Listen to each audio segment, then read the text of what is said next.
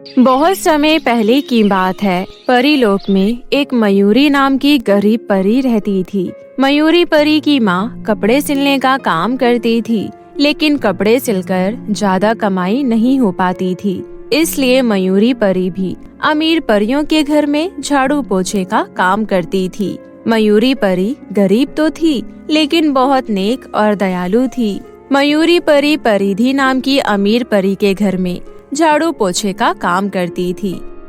मयूरी परी अपना काम ध्यान से मन लगाकर जल्दी जल्दी कर लेती थी। उसका काम देखकर परिधि परी की माँ सीनू परी बहुत खुश होती थी, लेकिन साथ ही सीनू परी बहुत लालची और स्वार्थी भी थी। मयूरी परी के इतना काम करने के बाद भी वो मयूरी परी को बहुत कम सैलरी देती थी। एक दिन मयूरी परी अपनी मालकिन सीनू परी के पास जाकर कहती है, मालकिन, मैं बहुत दिनों से काम कर रही हूँ और मैं समय से काम करने आ जाती हूँ। अब तो आप मेरी सैलरी बढ़ा दीजिए। मेरी इतनी कम सैलरी है कि मैं अपने घर का किराया भी नहीं दे पाती हूँ और सारा राशन भी नहीं ला पाती हूँ। आप मेरी सैलरी बढ़ा दीजिए, वरना मैं आपके घर में झाड़ू पोछे का काम नहीं करूँगी। अरे, मैं तुझे एक दिन में 80 रुपए देती हूँ। ये बहुत बड़ी रकम है। तू मुझे काम छोड़ने की धमकी कैसे दे सकती है? एक बात कान खोल कर सुन ले, तू काम छोड़कर जाएगी तो तेरे जैसे 36 गरीब परियां काम करने आएंगी, समझी? मालकिन, मैं धमकी नहीं दे रही हूँ, बस आपको बता रही हूँ। मुझे घर का किराया देना है। मैंने 2 महीने से घर का किराया नहीं दिया है। मैं तेरी सैलरी नहीं बढ़ाने वाली हूँ। तुझे काम करना है तो कर, वरना निकल यहाँ से। सीनू परी का ऐसा व्यवहार देखकर मयूरी परी उदास हो जाती है। मयूरी परी अपने मन में सोचती है, ये तो मेरी सैलरी बढ़ाने का नाम ही नहीं ले रही है। अब मैं इनके घर में काम करने नहीं आऊंगी। इतना सोचकर मयूरी परी काम छोड़ने का फैसला कर लेती है। तभी वहाँ सीनू परी की बेटी परिधि परी आती है और अपनी माँ को एक कोने में ले जाकर कहती है, अरे माँ, आप इसे काम से क्यों निकाल रही हैं? आपको पता है ना, अगर इसने काम छोड़ दिया तो नौकरानी मिलने में कितना टाइम लगता है। अगर ये चली गई तो घर का काम हम दोनों को ही करना पड़ेगा। लेकिन बेटी, मैं इसकी सैलरी बढ़ाना नहीं चाहती हूँ। अरे माँ, आप 20 रुपए और बढ़ा दो, उसके बदले इससे एक्स्ट्रा काम करवाना। हाँ बेटी, तू सही बोल रही है। उसके बाद सीनू परी मयूरी परी के पास जाती है और कहती है, सुन मयूरी, तू काम छोड़कर मत जा। मैं तेरी सैलरी एक दिन के 20 रुपए और बढ़ा देती हूँ, लेकिन पहले तू हमारे घर में सफाई करती थी, लेकिन अब तुझे 3 समय का खाना भी बनाना पड़ेगा, क्योंकि हम दोनों के पास इतना समय नहीं रहता जो हम खाना भी बना पाए। मयूरी परी बहुत गरीब होती है, इसलिए सीनू परी की बात सुनकर वो बहुत खुश हो जाती है और हाँ कर देती है। परिधि परी मयूरी परी को बिल्कुल पसंद नहीं करती थी और हमेशा उसकी गरीबी के ताने मारती रहती थी। एक दिन परिधि परी अपने दोस्तों के साथ बगीचे में घूम रही होती है। तभी मयूरी परी भी उस बगीचे में घूमने आती है। मयूरी परी को देखकर परिधि परी अपने दोस्तों से कहती है, तुम्हें पता है सौम्या परी, ये गरीब परी मेरे घर में झाड़ू पोछे का काम करती है। परिधि की बात को अनसुना करके मयूरी परी आगे बढ़ती रहती है। तभी ये देखकर परिधि परी को बहुत गुस्सा आता है और वो मयूरी परी को धक्का दे देती है। धक्के की वजह से मयूरी परी जमीन पर जोर से गिरती है और उसे बहुत चोटें आती है। अरे, तुमने मुझे क्यों गिरा दिया? इस बगीचे में सिर्फ अमीर परियां ही आ सकती है, न कि गरीब झाड़ू पोछा लगाने वाली। यहाँ तो क्यों आई है? ये तुम क्या बकवास कर रही हो? यहाँ ऐसा कहीं नहीं लिखा है कि इस बगीचे में सिर्फ अमीर परियां आ सकती है। तुम्हारी वजह से मेरे पैर में चोट आई है। अरे वाह, ये तो बहुत अच्छा हुआ। चल, अब तो लंगड़ाते हुए अपने घर जा, निकल यहाँ से। तुम अमीर तो हो, लेकिन साथ ही तुम एक नंबर की बदतमीज परी हो। परिधि परी को मयूरी परी की बात सुनकर बहुत ज्यादा गुस्सा आता है और वो एक बार फिर मयूरी परी को धक्का दे देती है। क्यों, मजा आया ना? अब दोबारा मुझे कभी इस बगीचे में दिखाई मत देना, वरना मैं तुझे छोड़ूंगी नहीं। इतना कहकर परिधि परी वहाँ से चली जाती है और मयूरी परी रोने लगती है। इसी तरह मयूरी परी की जिंदगी दुखों से बीत रही होती है। एक दिन रानी परी के महल में परियों की मॉडलिंग कंटेस्ट शुरू होती है। मॉडलिंग कॉन्टेस्ट में परिधि परी भी भाग लेती है। सीनू परी अपनी बेटी से कहती है, परिधि, ये देखो, मॉडलिंग कॉन्टेस्ट के लिए मैंने तुम्हारे लिए इतना सुंदर महंगा ब्रांडेड लहंगा लेकर आई हूँ। अरे वाह माँ, ये लहंगा तो बहुत सुंदर है। परिधि परी अपना लहंगा देखकर बहुत खुश होती है। वहीं दूसरी तरफ मयूरी परी भी मॉडलिंग कॉन्टेस्ट में भाग लेने का फैसला करती है। मयूरी परी के लिए लहंगा उसकी माँ खुद तैयार करती है। ऐसे ही कुछ दिन बीत जाते हैं और रानी परी के महल में मॉडलिंग कॉन्टेस्ट आयोजित हो जाता है। सभी परियां सुंदर सुंदर लहंगा पहनकर वहां आती है। तभी परिधि परी अपना लहंगा पहनकर वहां जाती है। सभी परियां परिधि परी के लहंगे की बहुत तारीफ करती हैं। तभी वहां मयूरी परी अपनी माँ का बनाया हुआ लहंगा पहनकर पहुँचती है। मयूरी परी का लहंगा परिधि परी के लहंगे से कई गुना खूबसूरत था। मयूरी परी के वहां आते ही वहां खड़ी सभी परियां परिधि परी से ध्यान हटाकर मयूरी परी को टकटकी लगाकर देखने लगती हैं। अरे वाह मयूरी परी, तुम्हारा लहंगा तो बहुत खूबसूरत है। यहाँ तक कि तुम्हारा लहंगा परिधि परी के लहंगे से भी ज्यादा खूबसूरत है। इतना महंगा लहंगा खरीदने के लिए तुम्हारे पास पैसे कहाँ से आए? नहीं सोम्या परी, मैंने ये लहंगा खरीदा नहीं है, बल्कि मेरी माँ ने अपने हाथों से सिला है। तभी थोड़ी देर बाद परियों की मॉडलिंग कॉन्टेस्ट शुरू हो जाता है। मॉडलिंग कॉन्टेस्ट में मयूरी परी जीत जाती है। ये सब देखकर परिधि परी को बहुत गुस्सा आता है और वो मयूरी परी से बदला लेने का फैसला करती है। परिधि परी परीलोक की एक दुष्ट जादूगरनी के पास जाती है और उसे सारी बातें बताती है और उससे मदद मांगने लगती है। परिधि परी की बात सुनकर दुष्ट जादूगरनी कहती है, तुम चिंता मत करो परिधि परी, मैं तुम्हें एक दुष्ट और बेरहम जादुई पानी देती हूँ। तुम बस उस जादुई पानी को मयूरी परी के घर पर छिड़क देना। इतना कहकर जादूगरनी जादुई पानी परिधि परी को दे देती है। परिधि परी चुपके से जाती है और मयूरी परी के घर के अंदर जादुई पानी छिड़क देती है। जादुई पानी छिड़कते ही मयूरी परी का घर टूटकर तहस नहस हो जाता है और वो दिखने में काली बदसूरत हो जाती है। ये सब देखकर मयूरी परी और उसकी माँ रोने लगती है। तभी दोनों मदद मांगने के लिए रानी परी के महल में जाती हैं। रानी परी जी, मेरा घर अचानक टूट फूट कर तहस नहस हो गया है और यहाँ तक कि देखिए मैं दिखने में कितनी बदसूरत हो गई हूँ। मुझे तो समझ नहीं आ रहा कि ये सब कैसे हुआ। तुम चिंता मत करो, मैं अभी पता लगाती हूँ। इतना कहकर रानी परी अपनी परी सिपाहियों को मयूरी परी के टूटे हुए घर में छानबीन करने के लिए भेजती है। परी सिपाहियों को वहाँ जादुई पानी का डिब्बा मिल जाता है। परी सिपाही जादुई पानी का डब्बा लेकर रानी परी के पास जाती है और उसे दे देती है। रानी परी अपनी दिव्य शक्ति से सारी सच्चाई का पता लगा लेती है। रानी परी को पता चल जाता है कि ये सब परिधि परी और एक दुष्ट जादूगरनी ने किया है। रानी परी अपनी परी सिपाहियों को बुलाती है और कहती है, परी सिपाहियों, तुम फौरन जाकर परिधि परी और उस जादूगरनी को पकड़ कर लाओ। परी सिपाही जल्दी से जाती है और परिधि परी के साथ जादूगरनी को पकड़ कर ले आती है। रानी परी दोनों को अपनी जेल में उम्र कैद की सजा देती है। उसके बाद रानी परी मयूरी परी को एक लहंगा देते हुए बोलती है, मयूरी परी, तुम बहुत अच्छी और नेक हो। तुम्हें तो पता ही है कि परीलोक के कानून के हिसाब से जादुई छड़ी हर परियों के पास नहीं होती, इसलिए मैं तुम्हें ये दिव्य शक्ति वाला जादुई लहंगा देती हूँ। ये जादुई लहंगा तुम्हारी सारी इच्छाएं पूरी करेगा। और हाँ, कभी भी इस जादुई लहंगे का इस्तेमाल अपने स्वार्थ को पूरा करने के लिए मत करना। रानी परी की बात सुनकर मयूरी परी बहुत खुश होती है। लहंगे की मदद से मयूरी परी पहले जैसे दिखने में खूबसूरत हो जाती है और उसका एक बड़ा सा घर भी बन जाता है। उस दिन के बाद से कभी भी मयूरी परी को किसी भी परेशानी का सामना नहीं करना पड़ता है और वो अपनी माँ के साथ हंसी खुशी परीलोक में अपना जीवन व्यतीत करने लगती है। गरीब बहन का जादुई शादी का लहंगा। ये कहानी दो गरीब बहनों की है जिनका नाम नीलम और पलक था। नीलम बड़ी थी और पलक छोटी थी।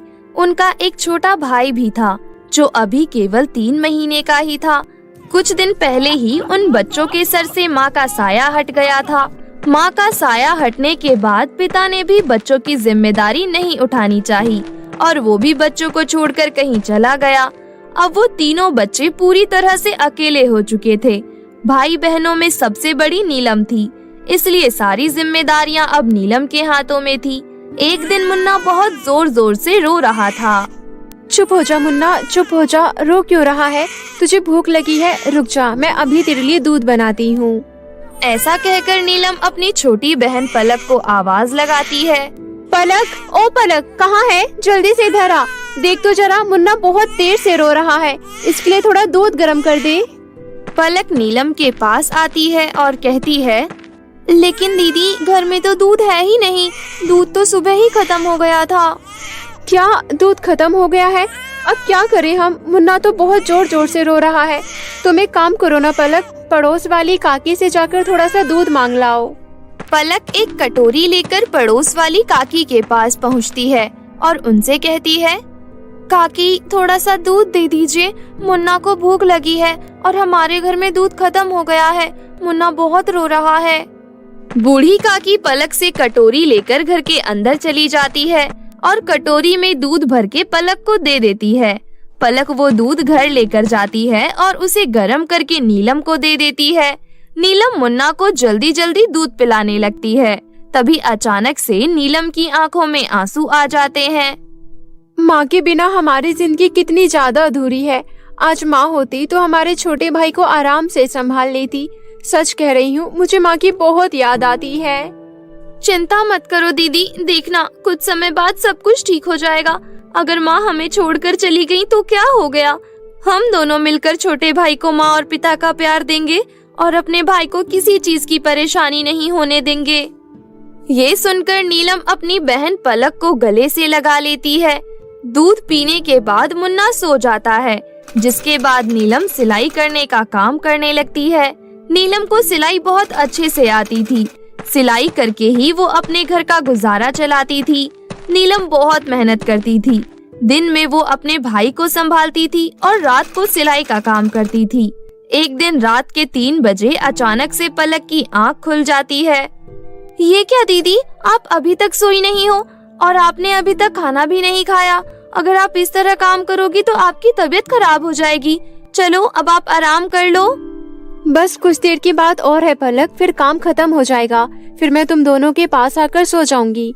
जाओ तुम जाकर आराम करो, कल तुम्हें स्कूल भी तो जाना है ना, और मुझे कल तुम्हारे स्कूल की फीस भी जमा करवानी है। पलक अपनी बड़ी बहन की बात मानकर सो जाती है। थोड़ी देर बाद जब नीलम का सारा काम खत्म हो जाता है तो वो भी अपने भाई बहन के साथ सो जाती है और अगले दिन अपने भाई बहन के उठने से पहले ही उठ जाती है और उनके लिए नाश्ता बनाने लगती है। नाश्ता बनाने के बाद वो अपनी बहन के लिए टिफिन पैक करती है और उन्हें समय पर उठाकर तैयार होने को बोल देती है। पलक फटाफट तैयार हो जाती है।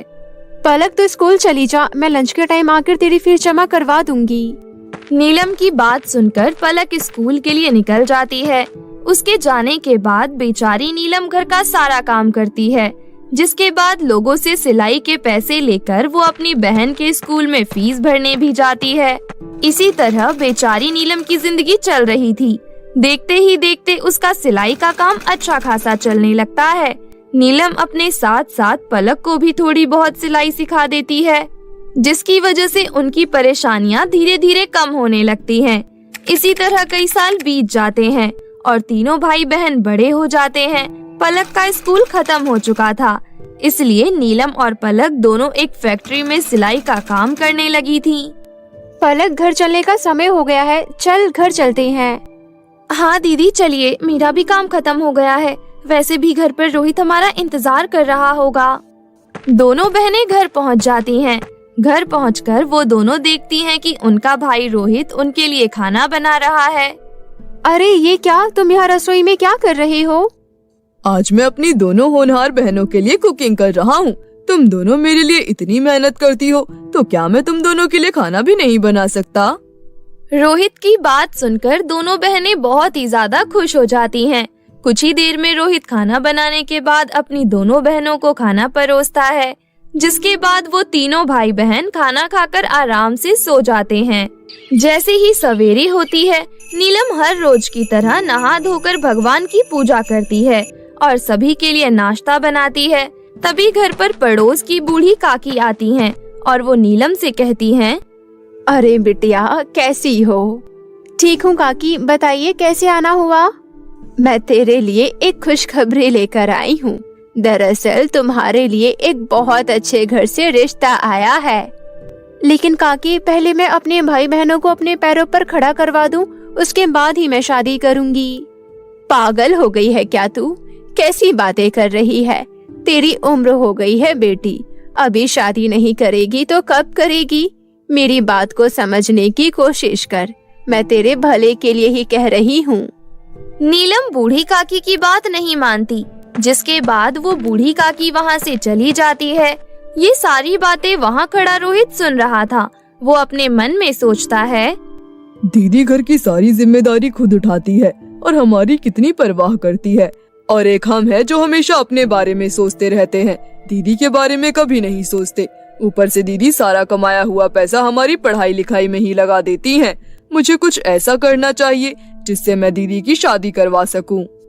रोहित शादी के लिए अपनी बड़ी बहन को मना लेता है और बूढ़ी काकी से भी रिश्ता पक्का करने के लिए कह देता है, और वो लोगों से कम समय में ज्यादा पैसे कमाने की सलाह मांगने लगता है।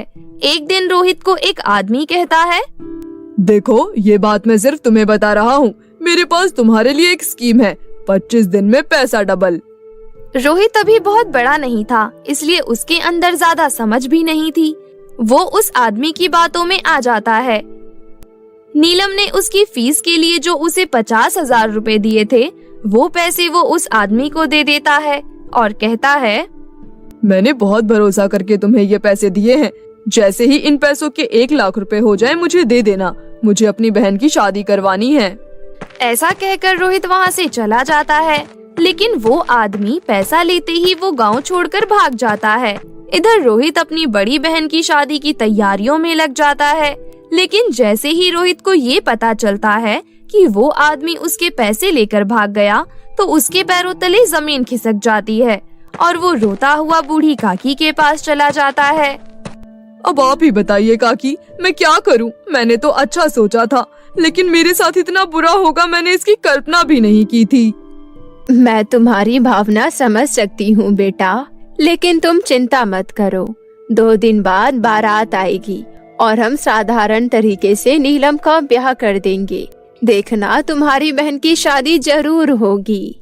काकी, मेरे पास इतने पैसे भी नहीं है कि मैं अपनी बहन के लिए एक शादी का लहंगा खरीद सकूं। वो शादी क्या साधारण कपड़ों में करेगी? तुम चिंता मत करो बेटा, मेरे पास मेरी शादी का लहंगा रखा हुआ है, तुम अपनी बहन को वही लहंगा दे देना। इतना कहकर काकी अपना लहंगा लेकर रोहित के पास आती हैं। लहंगा दिखने में तो बहुत ही ज्यादा खूबसूरत था। अरे वाह काकी, ये तो बहुत ही ज्यादा प्यारा है। इस लहंगे में मेरी बहन बहुत ही ज्यादा खूबसूरत लगेगी। रोहित वो लहंगा ले जाकर अपनी बड़ी बहन नीलम को दे देता है। 2 दिन बाद नीलम जैसे ही शादी के लिए उस लहंगे को पहनती है, तो उसे अपनी माँ की याद आ जाती है। आज माँ होती तो कितना अच्छा होता। पता नहीं मेरे जाने के बाद मेरे भाई और बहन का क्या होगा। इतना सोचकर नीलम रोने लगती है। जैसे ही लहंगा पहनकर वो चलती है, तो उसके लहंगे से सोने के सिक्कों की बारिश होने लगती है। ये सब देखकर नीलम हैरान रह जाती है। तभी वहाँ पर उसका भाई, बहन और वो बूढ़ी काकी आ जाती हैं। आखिरकार इस लहंगे ने अपना कमाल दिखा ही दिया। ये मेरा पुश्तैनी लहंगा था, जो मुझे नहीं बल्कि मेरी बड़ी जेठानी को मिला था, लेकिन इसके जादू के चलते मैंने इसे चुरा लिया था। लालच की वजह से इस जादुई लहंगे ने मुझे अपना कमाल कभी नहीं दिखाया। आज से ये लहंगा तुम्हारा हुआ। जादुई लहंगे की वजह से नीलम और उसके भाई बहन को बहुत सारे सोने के सिक्के मिल जाते हैं, जिसके बाद नीलम की शादी बहुत धूमधाम से हो जाती है। जिसके बाद वो सभी अपना जीवन अच्छे से व्यतीत करने लगते हैं और नीलम भी अपनी शादीशुदा जिंदगी में खुशी खुशी रहने लगती है। ये कहानी आरती नाम की एक लड़की की है। आरती अपनी सौतेली माँ और सौतेली बहन के साथ रहती थी। आरती की पहली माँ की मृत्यु के बाद उसके पिता ने दूसरी शादी कर ली थी। सौतेली माँ ने आते ही आरती के ऊपर जुल्म करना शुरू कर दिया। आरती का पिता काम के सिलसिले में अक्सर घर से बाहर ही रहता था। बस इसी वजह से आरती का साथ देने वाला कोई नहीं था। आरती अपने ही घर में बिल्कुल अकेली हो गई थी। एक दिन आरती माता रानी की पूजा कर रही थी। तभी वहाँ पर उसकी सौतेली माँ गंगा आती है और कहती है, ये देखो, ये महारानी यहाँ पूजा करने का नाटक कर रही है और वहाँ घर कितना ज्यादा गंदा पड़ा है। लेकिन माँ, मैंने तो सुबह ही पूरे घर में झाड़ू और पोछा लगा दिया था। अच्छा जी, तो अब महारानी झूठ भी बोलने लगी है। अगर तूने झाड़ू पोछा लगा दिया था तो ये संतरे के छिलके कैसे पड़े हैं यहाँ पर? एक तो सारा दिन कोई काम नहीं करती, ऊपर से झूठ बोलना भी सीख गई है। मैं तो तंग आ गई हूँ तुझसे, काम की ना काज की, दुश्मन अनाज की। इतना कहकर गंगा ने आरती के मुंह पर एक जोरदार तमाचा दे मारा और फिर आरती रोते हुए घर से बाहर चली आई। आरती के घर से थोड़ी दूरी पर एक तालाब था।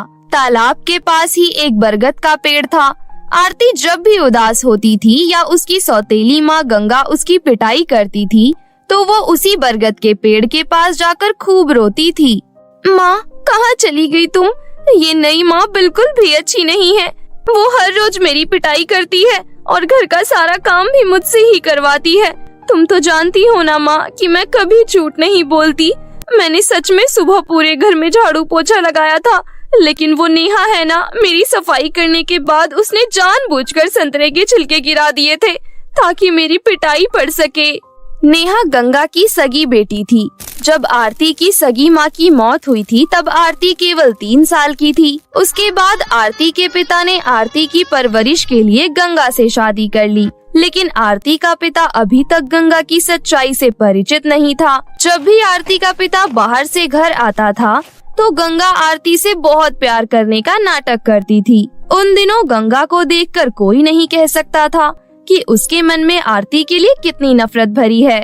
उसने आरती को डरा धमका कर रखा था, इसलिए आरती अपने पिता से कभी कुछ नहीं कह पाती थी। हर बार की तरह उस दिन भी आरती उस पेड़ के नीचे बैठकर काफी देर तक रोती रही। रोते रोते उसकी आंख लग गई और सीधा वो शाम को उठी। आरती ने पूरे दिन से कुछ भी नहीं खाया था, इसलिए उसे बहुत जोरों की भूख लगी थी। वो सीधा अपने घर पहुंच गई। उसको देखकर गंगा बोली, आ गई तू? मुझे तो लगा तालाब में कूदकर मर गई होगी, लेकिन तू इतनी आसानी से कहाँ मरने वाली है? इतनी आसानी से तू मेरा पीछा थोड़ी ना छोड़ेगी। चल, अब आ ही गई है तो रसोई में जाकर सारे बर्तन साफ कर दे। लेकिन माँ, मुझे बहुत तेज की भूख लगी है। सुबह का थप्पड़ इतनी जल्दी भूल गई क्या? पहले घर का काम कर। बर्तन पड़े हैं, कपड़े पड़े हैं, ये सब क्या तेरी माँ कर साफ करेगी? लेकिन मेरी माँ तो आप ही हो माँ। अच्छा जी, तेरी इतनी हिम्मत, मुझसे जुबान लड़ाएगी तू? इतना कहते हुए गंगा ने एक बार फिर आरती के चेहरे पर जोरदार चांटा लगा दिया। आरती की फिर कुछ कहने की हिम्मत नहीं हुई। उसने भूखे पेट घर के सारे काम किए और फिर बिना कुछ खाए ही सो गई। गंगा अपनी सगी बेटी नेहा का बहुत अच्छे से ख्याल रखती थी, जबकि आरती ने कुछ खाया कि नहीं इसकी उसे कोई परवाह नहीं थी। एक दिन नेहा ने अपनी माँ से कहा, माँ, हमारे घर के पास वाले मैदान में गणेश चतुर्थी का बहुत बड़ा मेला लगा है। वहाँ पर बहुत बड़े बड़े झूले हैं। मुझे भी झूला झूलना है, मुझे वहाँ ले चलो ना। हाँ हाँ, क्यों नहीं मेरी बच्ची, शाम को पक्का चलेंगे मेला घूमने।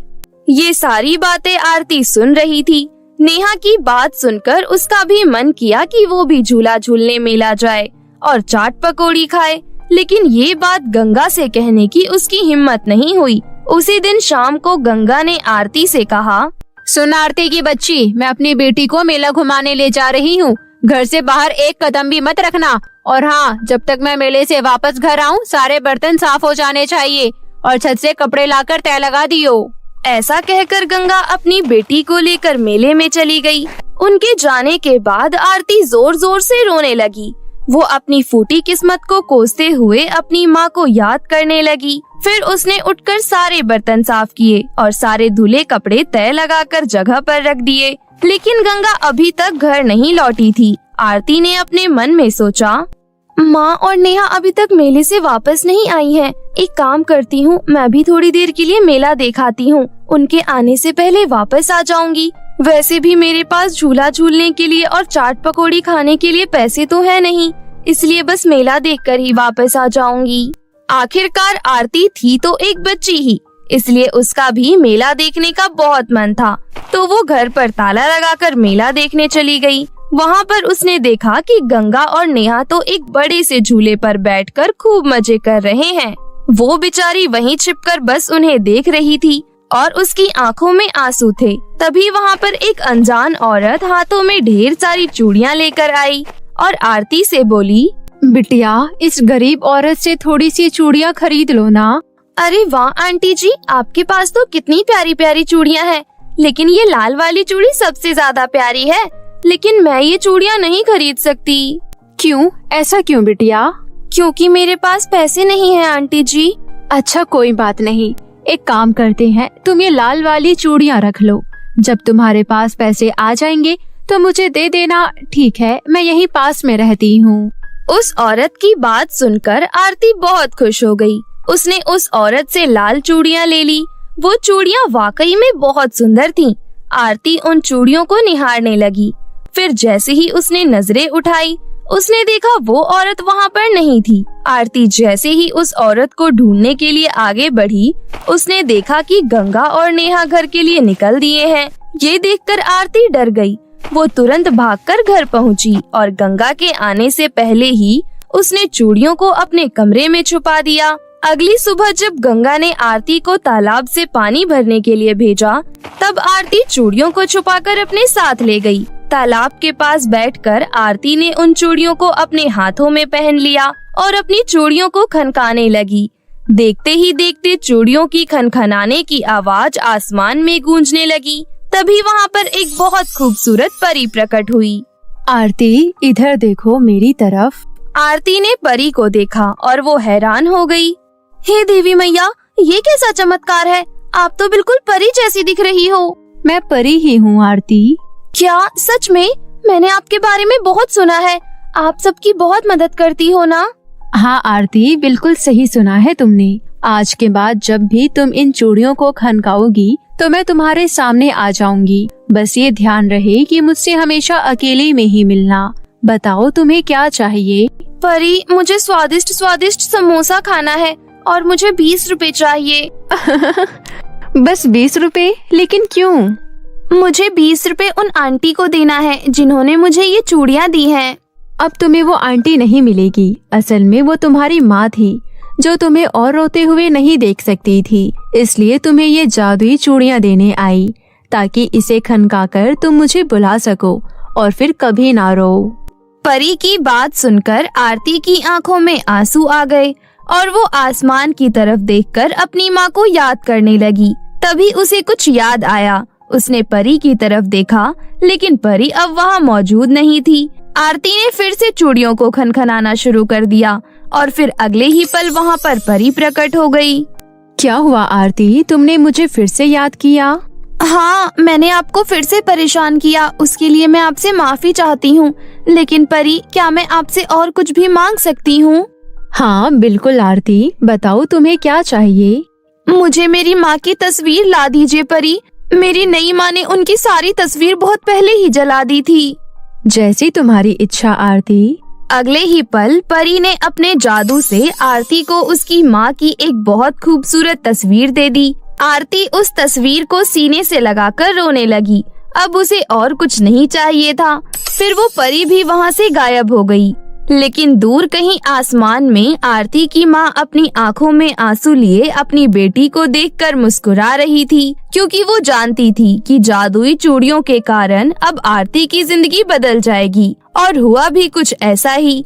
आरती ने जादुई चूड़ियों से अपनी सौतेली माँ का प्यार मांग लिया, जिस कारण उसकी सौतेली माँ उसे सच में प्यार करने लगी और उस दिन से आरती अपना जीवन खुशी से व्यतीत करने लगी।